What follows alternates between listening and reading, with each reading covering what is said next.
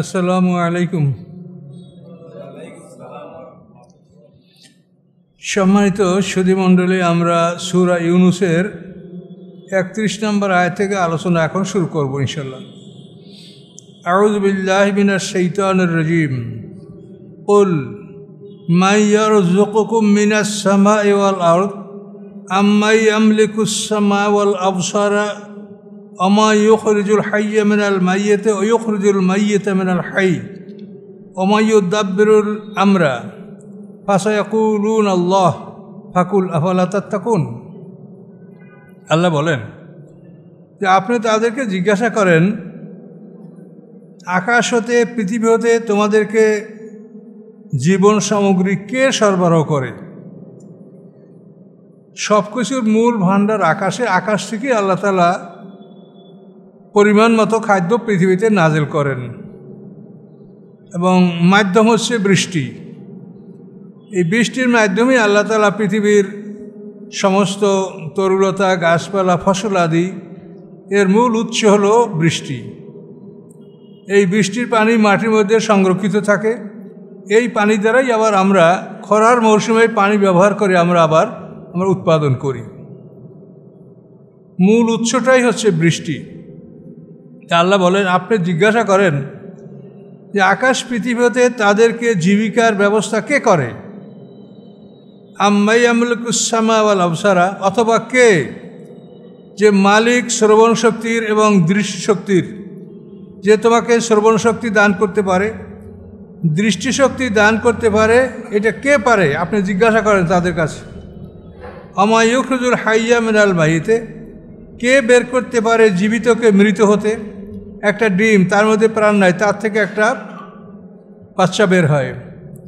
একটা শুক্রবিন্দু, তার মধ্যে কোনো প্রাণ নাই, তার থেকে একটা মানুষ জন্মে, পশু পাখি সবগুলো এই শুক্রকীটের মাধ্যমে জন্মে। তা আল্লাহ বলেন মৃত হতে জীবিতকে কে বের করেন? ওয়াইখরিজুল মাইয়্যিতা মিনাল হাই, এবং বের করেন তিনি এই মৃতকে জীবিত হতে। এই মৃত ডিমটা মৃত, এটা একটা জীবিত থেকে বাইরে, একটা হাঁস, মুরগি, পাখি এর থেকে বের হয়। আবার মানুষের শুক্রবিন্দু মৃত, এটা মানুষ থেকে বের হয়। জীবিত থেকে মৃত বের হয়, মৃতর থেকে আল্লাহ তাআলা আবার জীবিতকে বের করেন। ওম্মা ইউদাব্বিরুল আমরা, কে সমস্ত কাজের ব্যবস্থাপনা গ্রহণ করে? যত ভালো মন্দ যা কিছু পৃথিবীতে ঘটে এই সব কিছুর ব্যবস্থাপনা আল্লাহ করে থাকেন। তাই বলেন কে সমস্ত কাজের ব্যবস্থাপনা গ্রহণ করে থাকে? এই প্রশ্ন যদি আপনি কাফেরদেরকে করেন, ফাসায়াকুলুনা আল্লাহ, অচিরেই তারা বলবে যেগুলো সব আল্লাহ করে, এগুলি সব আল্লাহ করে। কুল ফাকুল আফালা তাত্তাকুন, তাহলে আপনি বলেন যে তাহলে কি তোমরা সেই আল্লাহকে ভয় করবে না? মক্কার সমস্ত মুশরিকরা আল্লাহকে বিশ্বাস করত। তারা যখন গুরুত্বপূর্ণ কোনো বিষয় লিখত, সেখানে উপরে লিখত বিসমিকা আল্লাহুম্মা। আল্লাহ রসুলকে এবং মুসলমানদেরকে যখন তারা শেবে আবি তলেব গিরিগুহায় যখন নবুয়তের 7ম থেকে 10ম এই 3 বছরে তারা যে তাদেরকে বন্দি করে রেখেছিল শেবে আবি তলেব গুহায়, সেই বন্দিনামাটাও তারা লিখেছিল বিসমিকা আল্লাহুম্মা, আল্লাহ আপনার নামে শুরু করছি। এরপরে হুদায়বিয়ার সন্ধির সময়ও মুসলমানরা রেখেছিল বিসমিল্লাহির রহমানির রহিম, ওরা সেটা স্বীকার করে নাই। ওরা এটাকে কাইটা বসে আমরা যেটা লিখি সেটা লিখতে হবে বিসমিকা আল্লাহুম্মা, অর্থ প্রায় একই। বিসমিকা আপনার নামে হে আল্লাহ। তো এই জন্য আল্লাহকে সবাই বিশ্বাস করে কিন্তু শিরক করে, এই সমস্যাটা হলেই। আর আমাদেরও একই সমস্যা, আমরাও কিন্তু আল্লাহকে বিশ্বাস করি, একেবারে জলি শিরক, প্রকাশ্য শিরক না করলেও ছোটোখাটো শিরক আমরাও করি। এবং এইটা কোরআনে সূরা ইউসুফের মধ্যে আল্লাহ এভাবে বলেছেন, ওমা ইউমিনু আকসারহুম বিল্লাহি ইল্লা হুম মুশরিকুন, তাদের অধিকাংশ ঈমান আনে না, বরং সাথে সাথে তারা মুশরিকও বটে। ঈমান আনে, সাথে সাথে তারা মুশরিক, শিরকও তারা করে। কোরবান আলেহা, আল্লাহ নৈকট্যে নিয়ে যাওয়ার জন্য ইলাহ নির্বাচন করে, এটা মুশরিকরাও করত, আর আমাদের সমাজে বহু নামাজিরাও এটা করে। কোরবানা না লেহা, আল্লাহর কাছে নিয়ে যাবে আমাদেরকে, এই উসিলা, এই শায়েক, এই অমুক, এগুলো আমরাও করছি। এটা আল্লাহ এটার অনুমতি দেন নাই। যে আল্লাহ সর্বশক্তিমান, সেই আল্লাহ আপনার ঘাড়ের চাইতেও, শাহরাগের চাইতেও নিকটে, যে সর্ব অবস্থায় আপনার কাছে আছে, আপনি সেই আল্লাহর বিষয়টা কেন দূরে নিয়ে যাচ্ছেন? এই জন্য এইসব বিষয়গুলি আমাদের সতর্ক থাকতে হবে। আল্লাহ কোরআনে যেভাবে বলছে, দিনকে আমরা সেভাবেই যদি বুঝে নেই, তাহলে আমরা একটা গ্যারান্টি, একটা অ্যাসুরেন্স, একটা নিশ্চয়তার মধ্যে আমরা থাকবো যে আমরা নির্ভুলের মধ্যে আছি। আর কোরআনের বাইরে গেলেই কিন্তু সেখানে আপনি ভালো মন্দ সন্দেহ এটা সৃষ্টি হবে। এখন সমস্ত পৃথিবীর সব মানুষই আল্লাহকে মানে, আল্লাহকে বিশ্বাস করে, কিন্তু সমস্যা হলো কি, যে তারা শিরক করে। মক্কার মুশরিকরা বলতো, একা আল্লাহ আমাদের এই সবার কথা কি শুনতে পাবে? কাজে এই জন্য আমরা প্রত্যেক গোত্রের জন্য আমাদের একজন উসিলা থাকতে হবে। হ্যাঁ, এই জন্য লাত, উজ্জা, মানাত, ওল, হবল, এই বিভিন্ন ধরনের মূর্তি তারা তাদের জন্য ওসিলা বা আল্লাহর কাছে নেওয়ার জন্য তারা এগুলি কিন্তু নির্বাচন করত, এবং এটাই শিরক। আর এর বিরুদ্ধেই আল্লাহ রসুলের আন্দোলনটা ছিল। কাজে এই জন্য সবাই আমরা বলি যে আল্লাহ আছে, আল্লাহ সব কিছু করে, কিন্তু আমরাও কিন্তু শিরক করি। কুল আফালা তাত্তাকুন, অতএব আপনি বলুন যে তোমরা কি আল্লাহকে ভয় করবে না? যে আল্লাহ সব কিছু করে তোমরাই স্বীকার করলে, তোমরা কি সেই আল্লাহকে ভয় করবে না? ফাযালিকুমুল্লাহু রাব্বুকুমুল হক, এই হচ্ছে তোমাদের আল্লাহ, যে তোমাদের প্রকৃত রব। এই হচ্ছে তোমাদের আল্লাহ, যিনি তোমাদের প্রকৃত রব। রব আল্লাহর সিফাতি নাম, কিন্তু এই নামটা খুবই গুরুত্বপূর্ণ। রব পালনেওয়ালা, তিনি লালন পালনের দায়িত্বটা তার উপরে। তিনি আমাদেরকে লালন পালন করেন, সারা বিশ্বের পালনকর্তা তিনি, রব্বুল আলামিন, তিনি রব। এই রব আমাদেরকে কিভাবে পালন করেন সেটা আপনারা দেখেন। পৃথিবীর সমস্ত প্রয়োজন তিনি আমাদের জন্য তিনি যোগান। আমাদের জীবনযাপনের জন্য যা কিছু দরকার, রব সব কিছুর ব্যবস্থা আমাদের করেছেন। জলে, স্থলে, বায়ুতে, সব জায়গায় সব ব্যবস্থা তিনি করেছেন।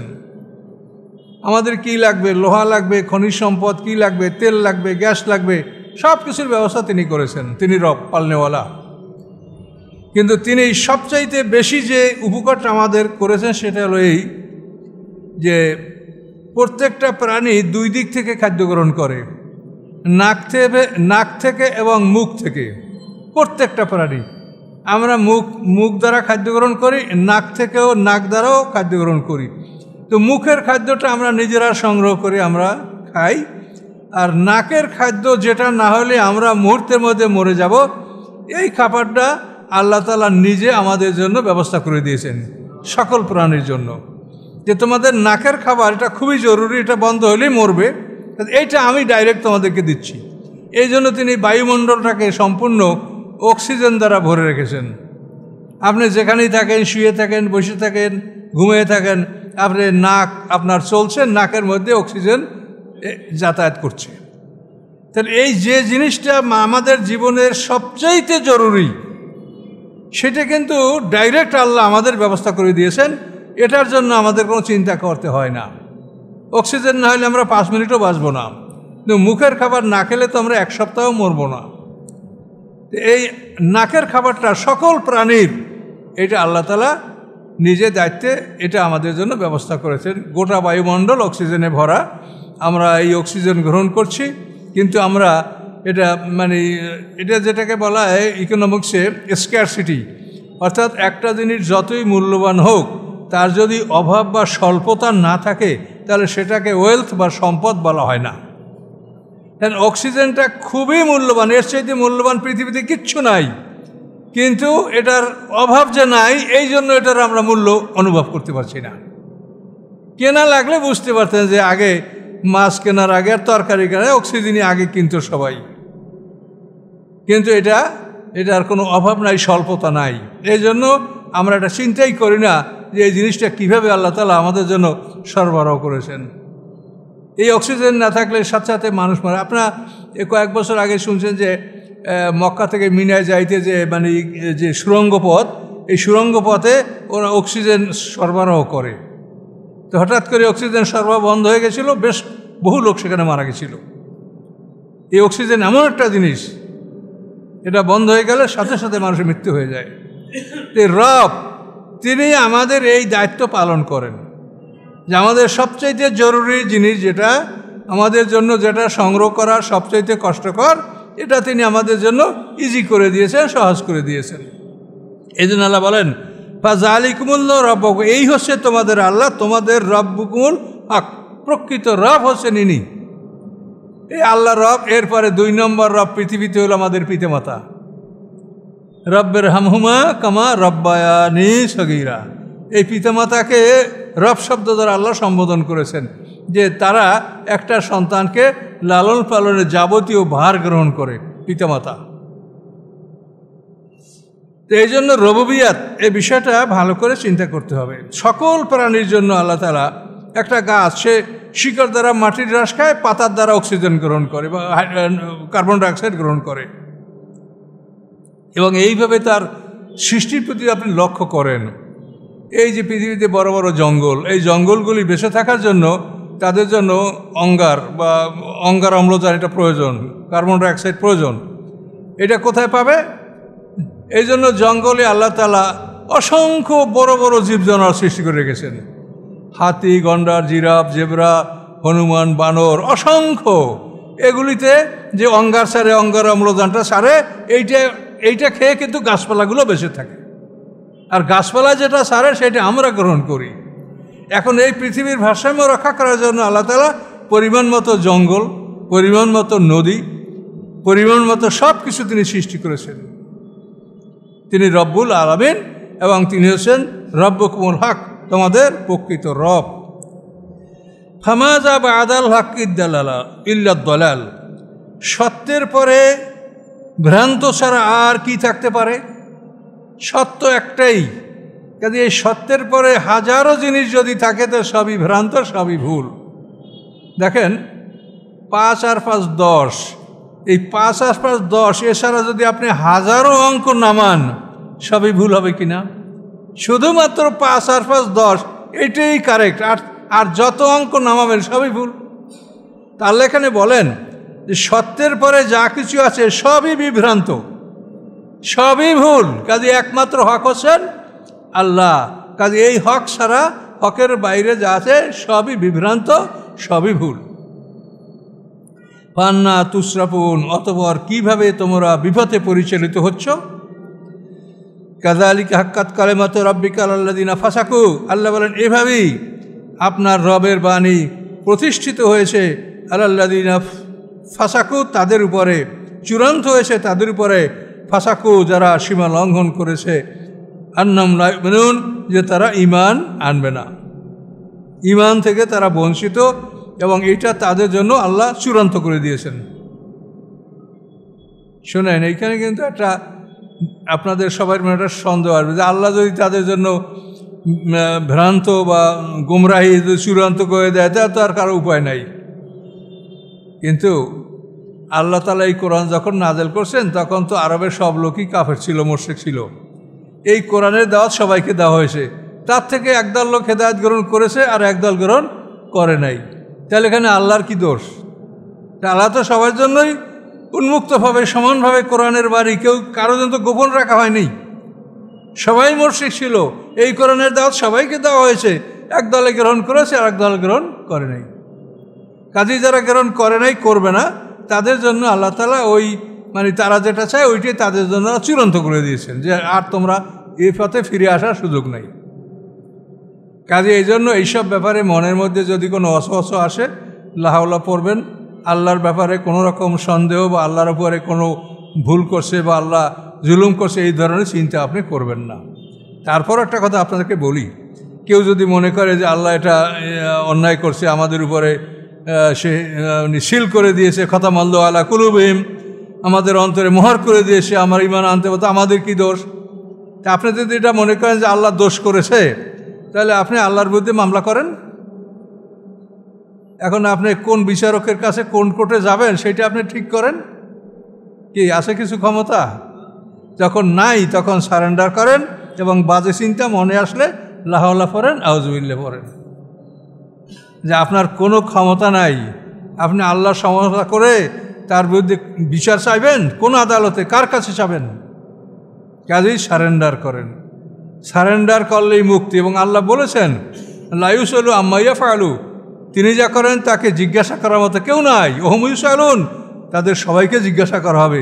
আমি যা করি আমাকে জিজ্ঞাসা করার কারো অধিকার নাই। কি করবেন আপনি? এই মহাবিশ্বের যিনি মালিক, এই মহাবিশ্বের সব কিছু যার, তিনি যদি এই কথা বলেন কি করবেন আপনি? কাজেই সারেন্ডার করেন। বেশি বুদ্ধি জ্ঞান সৎপথে পরিচালনা করতে পারলে ভালো, কিন্তু অনেক সময় এই জ্ঞান বা বুদ্ধি মানুষকে খারাপ পথে নিয়ে যায়। সতর্ক হতে হবে।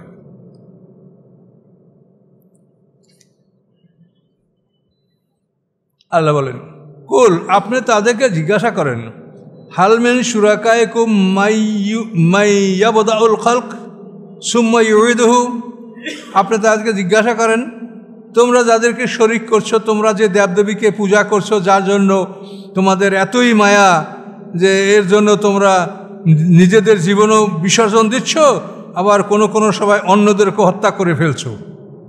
এই ভগবানদের মায়া, এটা তো পৃথিবীতে নিদর্শন আমরা দেখতে পাচ্ছেন। এখন বলেন তোমাদের শরিকরা, অংশীদাররা এমন কেউ আছে যে সৃষ্টির সূচনা করতে পারে এবং সৃষ্টিকে পুনরায় আবার করতে পারে? সৃষ্টির সূচনা, প্রথম সৃষ্টি, তারপর দ্বিতীয়বার সৃষ্টি, এটা করতে পারে এমন কারো ক্ষমতা আছে? আল্লাহ বলেন কুলিল্লাহ, একমাত্র আল্লাহ।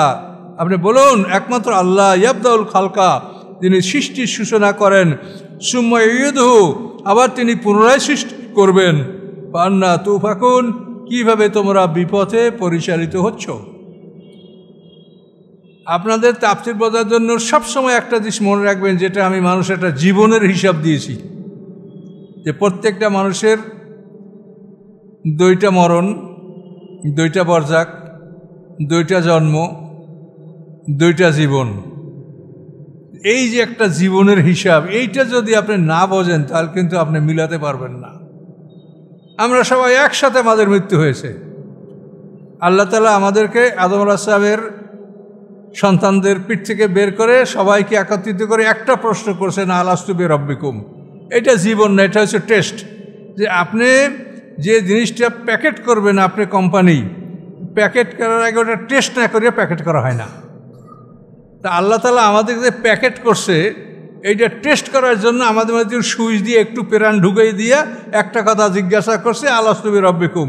আমরা জবাব দিছি, তখন এই টেস্ট ঠিক যে না, আমি যেটা বানাইছি এরা এই কাজ করতে পারবে।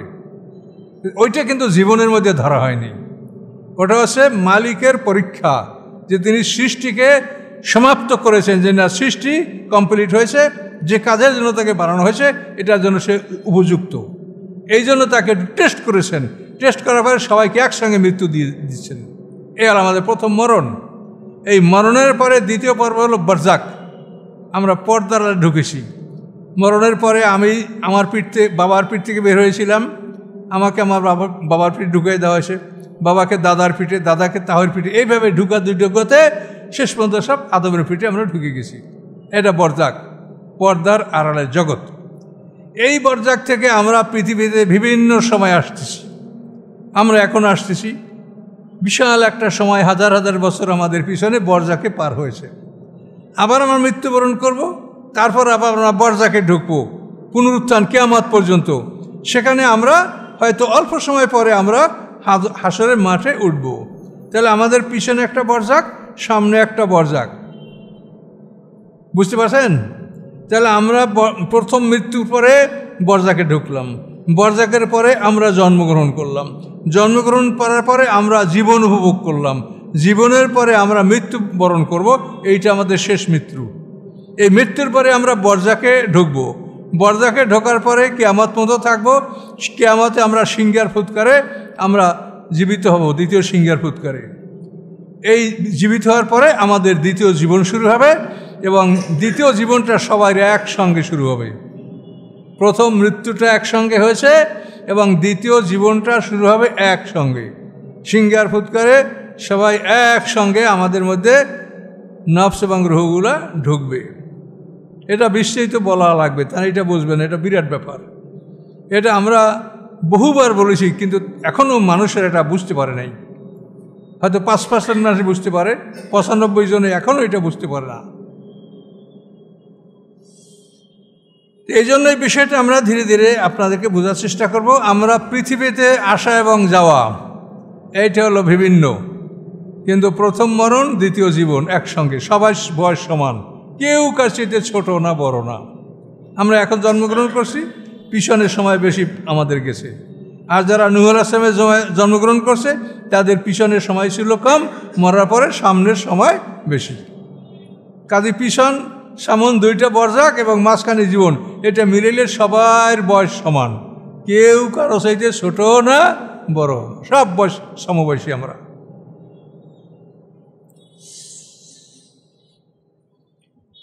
আল্লাহ বলেন, কুল হাল মিন শুরাকাইকুম মান ইয়াহদিল হক, তোমরা যাদেরকে শরিক করো তোমাদের দেবদেবী, তারা কি কাউকে সৎপথ দেখাতে পারে না? কুলিল্লাহু ইয়াহদিল হক, কুল আপনি বলুন আল্লাহ তাআলা সৎপথ দেখান। আফাম্মান ইয়াহদিল হক, যে সৎপথ প্রদর্শন করে, আকুন সে কি বেশি অধিকারী, আইয়ুত্তবা যে তার অনুকরণ করা হবে, আম্মান অথবা সে লাইহাদি যে পথ দেখাতে পারে না, ইল্লা ইহুদা বরং সে নিজে পথ না দেখালে চলতেও পারে না। ফামা লাকুম কি হয়েছে তোমাদের, কাইফা তাহকুমুন কিভাবে তোমরা বিচার করছো। সেই আল্লাহকে তোমরা অনুসরণ না করে তোমরা মূর্তিগুলোকে অনুসরণ করছো, যাকে না চালালে চলতে পারে না, সে তোমার কি উপকার করবে। আল্লাহ বলেন, অমা ইয়াত্তাবু আকসারুহুম ইল্লা যন্না, তাদের অধিকাংশই শুধু ধারণার অনুকরণ করে, ধারণা কল্পনা। ইন্না যন্না লা ইগনি মিনাল হাক্কি শাইয়া, নিশ্চয়ই ধারণা কল্পনা সত্যের স্থলাভিষিক্ত হতে পারে না, ধারণা সত্যের সমকক্ষ হতে পারে না, ধারণা ধারণাই।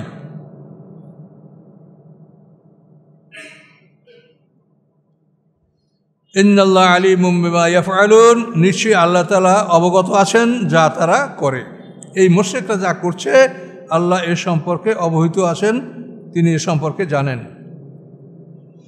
ওমা কানা হাদাল কোরআন আইয়ুফতারা মিন দুনিল্লাহ, সম্ভব নয় এই কোরআন যে রচনা করা হবে আল্লাহ ছাড়া অন্য কোনো কিছুর থেকে।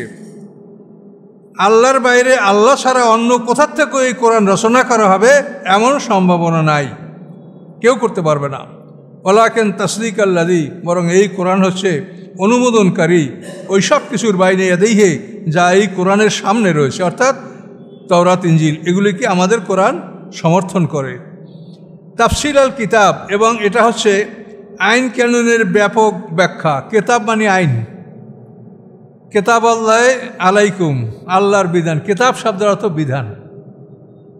লাউলা কেতাব মিনাল্লাহ সাবাক, বদরের বন্দীদের থেকে যে অর্থ নিয়ে তাদেরকে মুক্ত করা হয়েছিল, সেখানে আল্লাহ কি বলছেন, লাউলা কেতাব মিনাল্লাহ সাবাক, যদি আল্লাহর পক্ষ থেকে আগে থেকেই আইন না থাকতো যে বন্দীদের থেকে মুক্তিপণ নেওয়া যাবে, তাহলে এদেরকে আমি শাস্তি দিতাম। তো কেতাব মানে বিধান। এখন এই তাফসিল আল কেতাবের অর্থ বিধানগুলির ব্যাপক ব্যাখ্যা। এই জন্য কোরআন একটু ধীরে ধীরে বুঝতে হবে। তাফসিল আল কেতাব মানে বিধানের ব্যাপক ব্যাখ্যা এই কোরআনে আছে। লা রাইবা ফি, এর মধ্যে কোনো সন্দেহ নাই। মির রাব্বুল আলামিন, এটা রব্বুল আলামিনের পক্ষ থেকে এই কোরআন। এই কোরআন আল্লাহ ছাড়া অন্য কোথার থেকেও আসতে পারে না, কারো ক্ষমতা নাই কোরআনের সমকক্ষ একটা আয়াত সৃষ্টি করা। আম ইয়াকুলুন আফতারাহু, অথবা তারা বলে যে মুহাম্মদ সাল্লাল্লাহু আলাইহি ওয়াসাল্লাম এই কোরআন নিজে রচনা করেছে। আল্লাহ তার জবাবে বলছেন, কুল আপনি বলুন, ফাতু বিসূরাতিন মিন মিসলি, যদি মুহাম্মদ সাল্লাল্লাহু আলাইহি ওয়াসাল্লাম এই কোরআন রচনা করে থাকে তাহলে তোমরা এই কোরআনের সূরার মতো একটা সূরা রচনা করো। মুহাম্মদ সাল্লাল্লাহু আলাইহি ওয়াসাল্লাম পারলে তোমরা কেন পারবে না?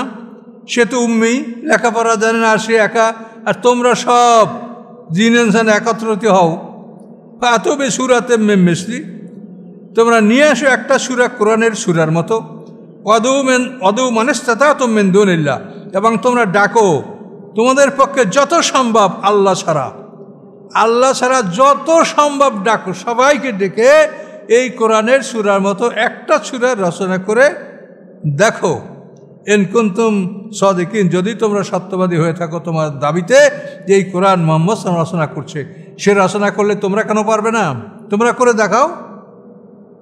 কাজী যখন পারলে না, পারবেও না, কাজী জ্বলন্ত আগুনকে ভয় করো। ফাইল্লাম তাফালু আলান তাফালু, পারো নাই, পারবেও না। বাল কাযযাবু বিমা লাম ইউহিতু বিইলমিহি, বাল কাযযাবু বিমা লাম ইউহিতু বিইলমিহি, বরং তারা এমন একটা জিনিসকে অস্বীকার করলো যে জিনিসটাকে তারা জ্ঞান দ্বারা আয়ত্ত করতে পারে নাই। এটা বিরাট কথা। আপনি একটা জিনিস নিজের জ্ঞান দ্বারা আয়ত্ত করতে পারে নাই, অথচ সেটার সমালোচনা করছেন, এটা কীরকম? আপনি অঙ্ক জানেন না, অঙ্ক বইয়ের ভুল ধরেন। আপনি ইংলিশ জানেন না, ইংলিশের গ্রামারের ভুল ধরেন। এটা কি সম্ভব? হ্যাঁ, আপনি ইঞ্জিনিয়ার না, আপনি একটা কনস্ট্রাকশনের ভুল ধরবেন। আপনি ডাক্তার না হয়ে একটা চিকিৎসার ভুল ধরবেন। আল্লাহ সেটা বলে যে তোমরা তোমাদের জ্ঞান দ্বারা কোরআনটাকে জব্দ করতে পারো নাই, আয়ত্ত করতে পারো নাই, তারপরেও তোমরা সেই কোরআনের সমালোচনা করো। এটা কি তোমাদের বোকামি নয়? কথাটা বুঝতে পারছেন? তুমি একটা জিনিস বোঝো নাই, এই জন্য দেখেন এই কোরআনের সমালোচনা করতে পৃথিবীর বড় বড় দার্শনিকরা যারা মনে করছে যে কোরআনের ভুল ধরবো, এই নিয়ে কোরআন গবেষণা করতে যেয়ে তারা মুসলমান হয়ে গেছে। কাজে এই কোরআন নিয়ে যদি আপনি কোরআনের ভুল ধরার চেষ্টা করেন তো করেন, শেষ পর্যন্ত আপনারই ভুল ধরা পড়বে, কোরআনের ভুল আপনি ধরতে পারবেন না। এই কথাটা এভাবে আল্লাহ বলছে যে তোমরা একটা জিনিস তোমাদের জ্ঞান দ্বারা অর্জন করতে পারো নাই, অথচ সেই জিনিসটাকে তোমরা অস্বীকার করছো, সমালোচনা করছো। এটা কত বড় বোকামি! আলাম্মা ইয়াতিম তাবিলু, এবং এখনও আসে নাই কোরআনের ব্যাখ্যা। কোরআনে যেগুলো বলা হয়েছে হাসর নসর মানে কিয়ামত বিচার, এটা হলো কোরআনের ব্যাখ্যা। এখনও এই ব্যাখ্যাটা তোমাদের কাছে আসে না, এটা আসবে। কাযালিকা কাযযাবাল্লাযীনা মিন ক্বাবলিহিম, এইভাবেই কাযযাবাল্লাযীনা মিন ক্বাবলিহিম, তাদের পূর্ববর্তীরাও কোরআনকে অস্বীকার করেছে। ফানজুর, দেখো, কাইফা কানা আকিবাতুজ জালিমিন, কিরূপ হয়েছিল জালেমদের পরিণাম। জালেমদের পরিণাম কিরকম হয়েছিল দেখো। যখন নূহ আলাইহিস সালাম সম্প্রদায়, আদ জাতি, সমুদ জাতি, ফেরাউন, নমরুদ, কাজে জালেমদের পরিণাম কি হয়েছিল তোমরা তা দেখো। অমিনহুম মা ইউমিনু বিহি, তাদের মধ্যে কত কাছে যারা কোরআনের প্রতি ঈমান এনেছে। মক্কাবাসীদের কথা বলা হচ্ছে।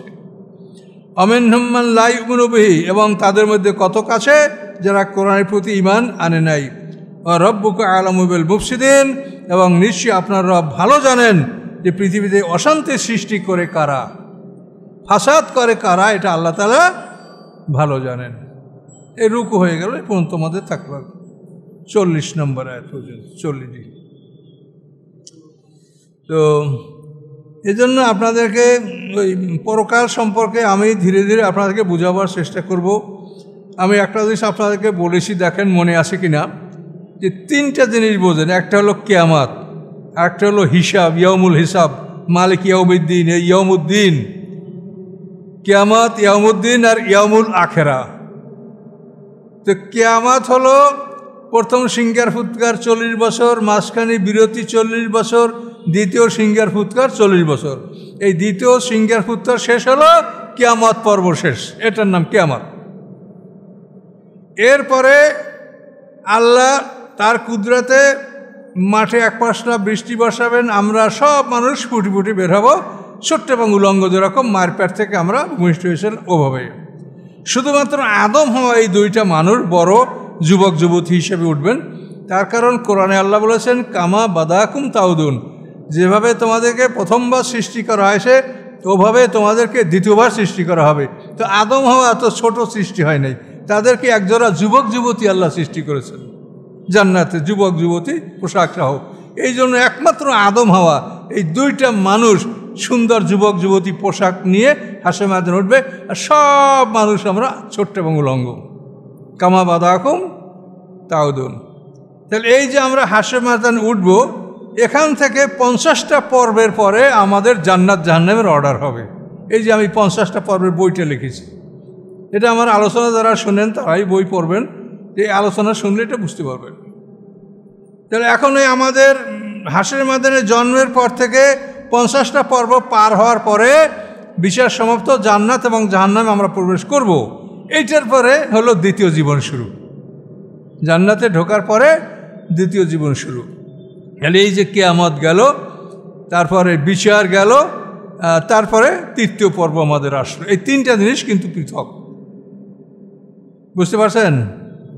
এই যে কিয়ামত, এই পর্বে কারো কিছু জিজ্ঞাসা করাবে না, কিচ্ছু হবে না। তো কোরআন পাকে অনেক আয়াতই আছে যে কিয়ামতের দিন তাদেরকে জিজ্ঞাসা করা হবে, কিয়ামতের দিন তাকে অন্ধকারে উঠানো হবে। তাহলে এখানে বোঝা যাচ্ছে এই কিয়ামত দ্বারা যে আমরা যেটাকে বলা হয় বিচারের দিন, এটাও বোঝানো হয় কিয়ামত দ্বারা। এই জন্য আপনি কোরআনে দেখবেন বিভিন্ন আয়াতে আছে যে কিয়ামতের দিন তাদেরকে এই করা হবে, ওই করা হবে। তাহলে কিয়ামত শব্দটা কিয়ামতের জন্য বোঝানো হচ্ছে, আবার বিচারের দিনটাকে ওই কিয়ামত শব্দ দ্বারা বোঝানো হচ্ছে। এটা কিন্তু বুঝতে হবে, তা নাহলে আলোমালো হয়ে যাবে। এইটার জন্য আমি আপনাদেরকে আরেকটা দৃষ্টান্ত দিচ্ছি, সেটা হলো যেমন জাহান্নাম। জাহান্নাম শব্দের আসল অর্থ কী? জাহান্নামের আসল অর্থ হলো যে 7টা দোজক, তার মধ্যে যে হালকা দোজক যেটা উপরে, এইটার নাম জাহান্নাম। জাহান্নাম, হুতামা, লাজা, সাকার, সাইর, জাহিম, হাবিয়া, এই 7টা দোজক। এর মধ্যে সবচাইতে হালকা হলো জাহান্নাম। কিন্তু এই জাহান্নাম শব্দ দ্বারা সকল দোজকগুলোকেই বোঝানো হচ্ছে। উদখুলু আবাবা জাহান্নাম। তাহলে জাহান্নাম তো মোমেনে আসি, যারা গুণগার মোমেন তারা ঢুকবে জাহান্নামে, অন্যরা তো অন্যান্য বড় বড় দোজকে ঢুকবে। কিন্তু কোরআনে ওই জাহান্নাম শব্দ দ্বারা সবগুলো বোঝানো হয়। কাজে এই জাহান্নাম শব্দ দ্বারা যেরকম সব দোজকগুলো বোঝানো হয়, ঠিক কিয়ামত শব্দ দ্বারা এই দুইটা জিনিসকে বোঝানো হয়। কিয়ামতের দিন আসলে কোনোই জিজ্ঞাসাবাদ হবে না। হবে কেমনে? আপনি তো কিয়ামতে কি অবস্থায় আছেন? প্রথম সিংহের ফুৎকারে সব ধ্বংস হয়ে যাবে। ধ্বংস হওয়ার পরে আমরা পদার্থগুলি আমাদের এই দেহটা ভেঙে চুরমার করে এই দেহ থেকে ফরেন বডি সব বের করে ফেলানো হবে। গরু, ছাগল, হাঁস, মুরগি কি আমরা খেয়ে খেয়ে এই বড় দেহটা আমাদের 100 কেজি হয়েছে। হ্যাঁ, আমরা 3-4 কেজি জন্মগ্রহণ করছিলাম। হাঁসের মধ্যে ওই 3-4 কেজি মায়ের পেট থেকে যে যেভাবে জন্মগ্রহণ করে ওভাবেই তার হাসর হবে, কিয়ামত হবে। তাহলে এই কিয়ামতের দিন প্রথম সিংহের ফুৎকারে আমরা পদার্থের মধ্যে থাকছি, এবং সিংহের ফুৎকার শেষে আমাদের মধ্যে শুধু রুহুটা দেওয়া হবে, নফস দেওয়া হবে না, দিয়ে আমাদেরকে ঘুম পড়াইয়ে রাখা হবে। এই ঘুমের মধ্যে আমরা থাকবো দ্বিতীয় সিংহের ফুৎকার পর্যন্ত। দ্বিতীয় সিংহের ফুৎকারে আমাদের যে মাটির দেহটা তৈরি করা হলো, এই দেহের মধ্যে নফসগুলি ঢুকানো হবে, এবং মাটির মধ্যে আমরা পূর্ণাঙ্গ মানুষ হয়ে যাব।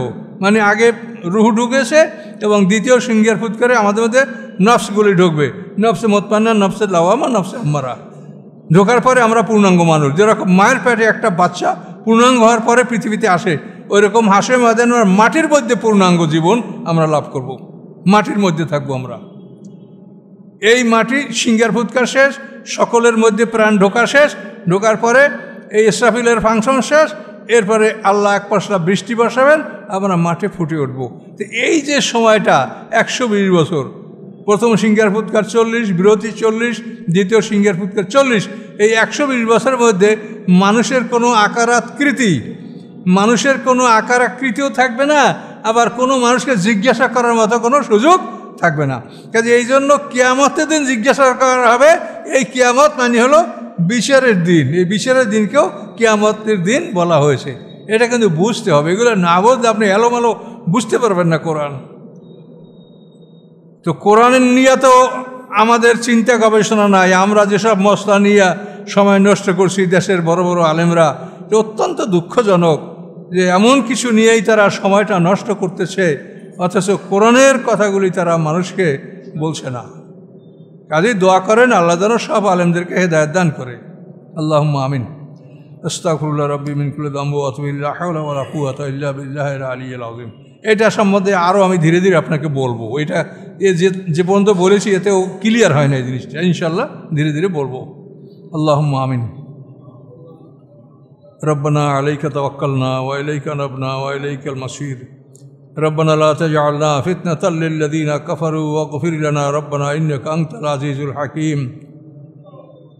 ربنا لا تؤاخذنا إن نسينا أو أخطأنا ربنا ولا تحمل علينا إصرا كما حملته على الذين من قبلنا ربنا ولا تحملنا ما لا طاقة لنا به واعف عنا واغفر لنا وارحمنا أنت مولانا فانصرنا على القوم الكافرين سبحان ربك رب العزة عما يصفون سلام على المرسلين الحمد لله رب